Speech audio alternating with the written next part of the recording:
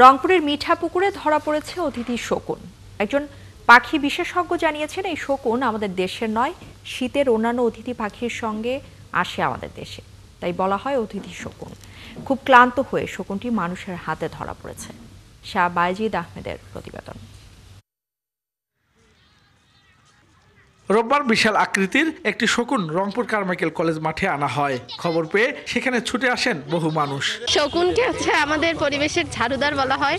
শকুনরা আমাদের পরিবেশের নোংরা আবর্জনা খেয়ে আমাদের পরিবেশটাকে সুস্থ রাখে। কারমাইকেলে ঘুরতে এসে দেখতেছি এখানে একটা শকুন।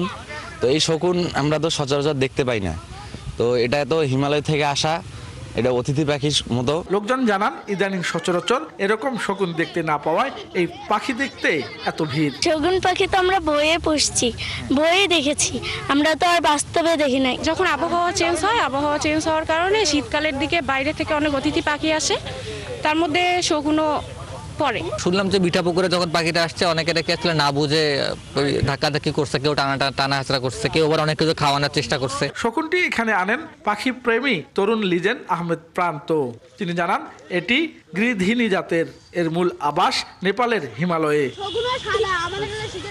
আগে অ্যানিমেল রেস্কিউ টিমের সঙ্গে কাজ করতেন লিজেন আহমেদ প্রান্ত। তিনি অসংখ্য পশু পাখি উদ্ধার করেছেন। এখনো পশু পাখির বিপদের কথা শুনলে ছুটে যান। সেরকমই খবর পেয়ে মিঠাপুকুর থেকে শকুনটি উদ্ধার করেন প্রান্ত।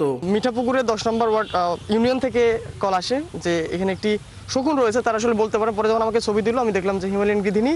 আমি তৎক্ষণাৎ সেখানে রওনা দিই। সেখানে গিয়ে দেখি যে একটি বাড়িতে বাঁধা রয়েছে। আমরা তারপরে সেখান থেকে নিয়ে আসি। নিয়ে আসার পরে আমার কাছে রেখেছিলাম। সেখানে প্রাথমিকভাবে একটু ট্রিটমেন্ট দিয়েছি, তারপরে খাবারের ব্যবস্থা করেছিলাম। প্রান্তর এমন উদ্যোগে স্বাগত জানান এলাকার লোকজন। তারা বলেন, সমাজে সচেতনতা বৃদ্ধি করে অতিথি পাখি সহ সব পশু পাখি রক্ষা করা দরকার। যে গতকাল ক্লান্ত শরীরে এটি মিঠাপুকুরে পড়েছিল, আমাদের কিছু ছাত্র যারা এই যে বন্যপ্রাণী নিয়ে বা বিরল জাতির পাখি নিয়ে কাজ করে, তারা এটি উদ্ধার করে এবং কারমাইকেলে নিয়ে আসে।